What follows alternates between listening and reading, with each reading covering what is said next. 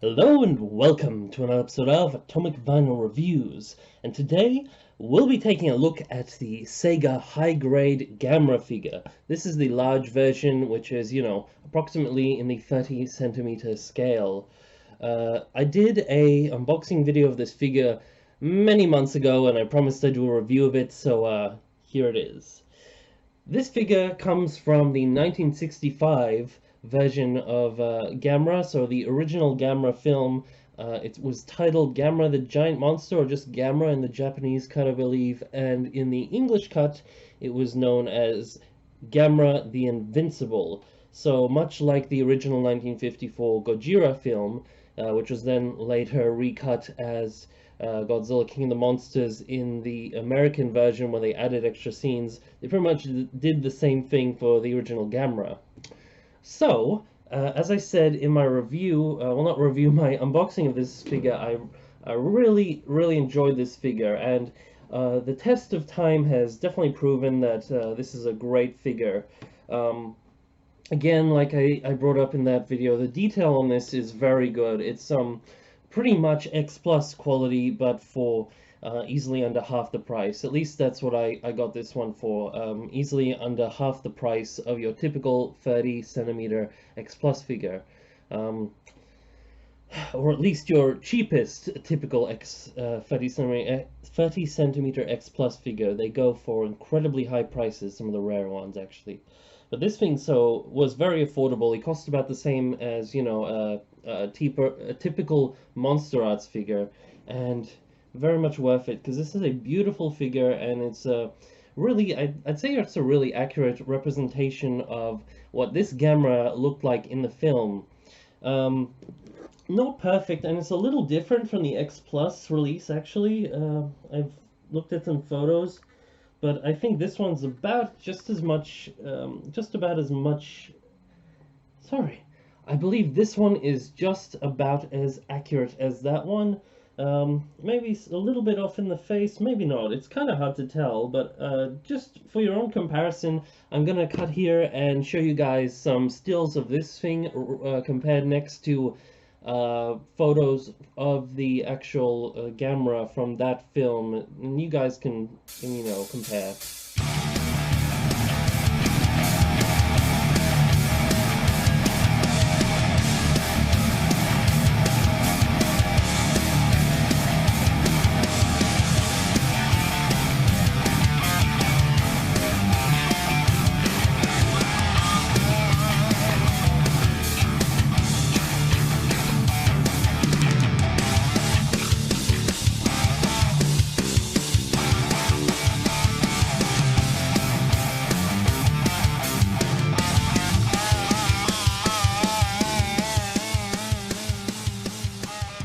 So, as you can see there, really good representation of that GAMERA. I love the Showa GAMERA. Like, some of those films got really silly and really just, weird.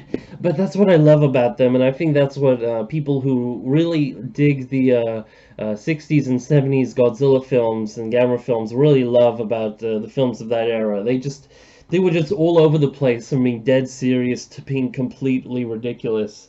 And the charm and the effects in them were just, that's what we love them for.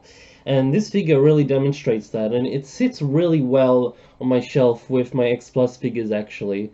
I've had a display where I've got down here I've got Anguirus and Gigan, and like a Diamond Select, what's his name, Jet Jaguar Bank, and above that I've got the 1984 Godzilla, and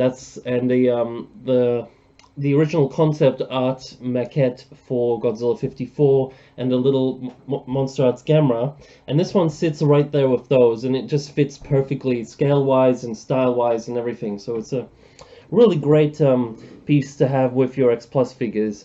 And one of my favorite GAMERA figures, really, like, very simple design, but I feel like the design of GAMERA is what led to his popularity, because just the outlandish nature of a flying, fire-breathing or eating tusked turtle is just a really cool idea that I'm really glad took off and became such an icon, almost as iconic as Godzilla himself.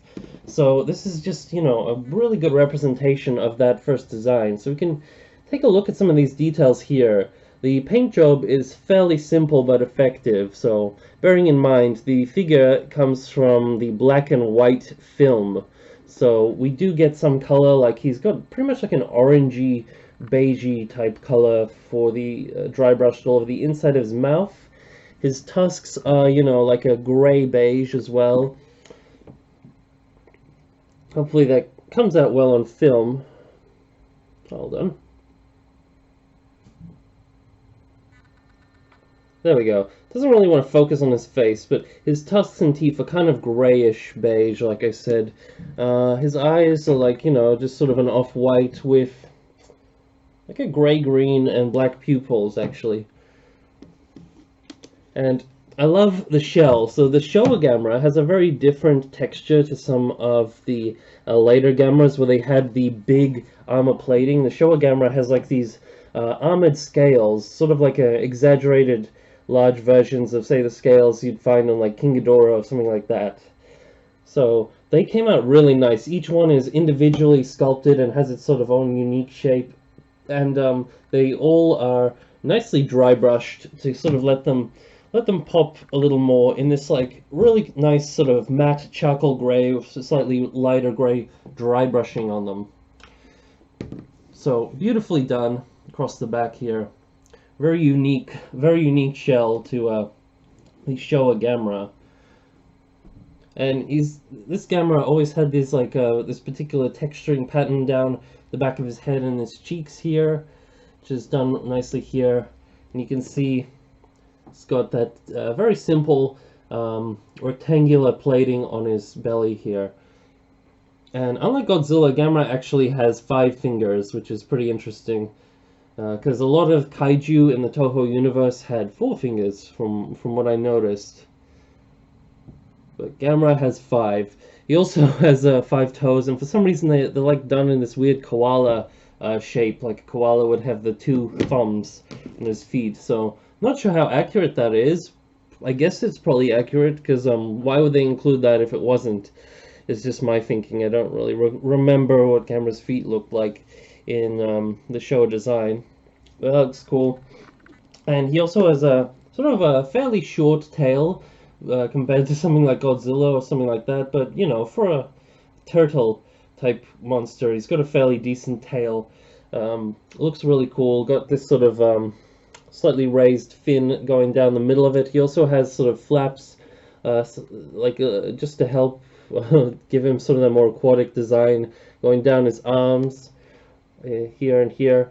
And unlike some of the later versions, he doesn't have any spikes on his elbows or anything. So very simple arms, very true to the Showa suit. And that's what I really love about this figure. It's very true to that sort of suit and that aesthetic. Gamera also has like a really big head, because I remember in those early films he had a really big head compared to his body, and a very flat shell. So we also get that true to form in this figure. Says something in Japanese and made in China under his feet. And that same sort of bone beige gray color for his nails, both on his hands and feet, as he has for his teeth. So, you know, very simple paint job, but very effective. And overall, just a great representation of this figure. For those of you familiar with X Plus figures, you'd recognize the sort of the type of paint and the feel of this vinyl, because he is a hollow vinyl figure, and he's made of a fairly hard vinyl actually, which is pretty cool. So his teeth or his tusks, they're a little softer, I think, or at least just his tusks, because they're sticking out. But the rest of him is like a fairly hard vinyl, which is really nice. His coloring actually makes him look like he's almost made of like some sort of concrete or stone or some sort of really hard material, especially on his shell with that dry brushing, which is really cool. There's no real shading to any of his claws or his teeth, but like I said, the inside of his mouth is dry brushed, So that does have some like color variance in there. And something odd is, I don't know why, but his tongue is like, it looks like his mouth was made to be opened wider or something originally, or his tongue was molded kind of strangely, because his face like going up into his mouth as opposed to resting, you know, a little flatter.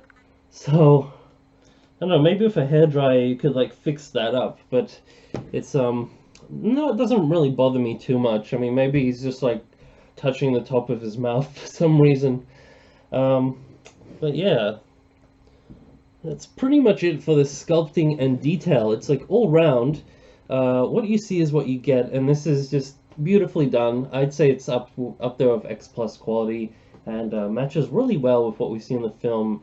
And more importantly, it captures that character. And considering that this piece is a lot more affordable, at least in the time where I bought this, I haven't really researched recently what it's going for now. But when I got this, I don't remember if there were any more available, but I got this for, like I said, really cheap. The price of like your average Monster Arts, or easily half the price of a cheap X Plus figure, at least in this scale. I'm going to do a proper size comparison, but I'm just going to like bring in a couple of Gamera figures just so you can kind of see the variance in the design and the feel of this figure. So you can see, compared to something which is like, this is like a stylized version of the 90s Gamera from Gamera Guardian of the Universe. As you can see, he's got this really armor-plated shell, very much wider arms and legs. I mean, this guy's stylized, so he didn't quite look like this in the film. This is actually a bootleg kit from Thailand based off of a Bandai vinyl, which I put together. I even modified a little bit in the mouth area, which I improved it and made it look more lifelike, because it was very, you know, had those molded bits in between the tusks and the teeth, and no throat, kind of like you'd see in, like, you know, typical Bandai vinyl figures. So, very big figure. Again, like, I'll just measure this Gamera for you guys really quickly, or roughly, with the ruler I've got on hand. So he stands at about, I'd say, because he's leaning forward a little, I'd say like, you know, 25, 26 centimeters tall, which is about 10 inches, a little over 10 inches maybe. So fairly good sized figure. I'll bring in like a 30 centimeter scale Godzilla. So typically Gamera has been portrayed as sort of been hunched over a little more, and so looking a little smaller than Godzilla, but because he has the big features, like the very wide shell and the big head, he does actually scale up really nicely with him. Like if you look at this is 1984 Godzilla, for example, Gamera's head is much larger than this Godzilla's. And even bringing in something like, let's say Gigan is what I've got in reach here. So typical 30 centimeter scaling for Gigan. He's got a lot of big features, so he looks like a pretty big figure. But Gamera scales up really nicely, I'd say, with him. Pretty accurate to if there were, you know, two suit actors wearing these suits, I think. So that's the important thing. So he's hunched over, but he feels more like he fits in with the 30 centimeter line as opposed to the 25 centimeter line. Which, granted, I don't really have any like figures of that would be worth putting into this size comparison, as the only one I have on hand at the moment is the Shin Godzilla Form 2. And that one is kind of like not really a suit actor type figure. So aside from that, I have another bootleg kit of Gamera, which is this Kyoto or Kyoto, whatever it's called, the Yuji Sakai sculpt of the Gamera 2 Gamera from the 90s trilogy again. This one's a much shorter figure, but you can kind of get the idea of design differences. Like obviously they made him a little more serious and a little more intimidating looking in the 90s series, with all the spikes and like the angles and everything and the armor plating. But I love the Showa designs, basically, is why I'm really partial to this figure, because I love figures that capture like the real essence of like a Showa creature's character, where they don't really try and like make them look nicer or less goofy looking than they did in the film, but just really give you what was on screen there and just give it in all its detail. And like when you can capture that really well, you get a really effective figure. Something that looks more like the suit that the actor would wear than like the creature if it were a real creature. If you kind of know what I mean. And there are some figures that do that better than others with some of these characters, and I feel this one pulls that off really well. So I'd say that's about it for this portion of the review. I'm gonna cut to a size comparison now, and then we'll cut to the conclusion, and yeah.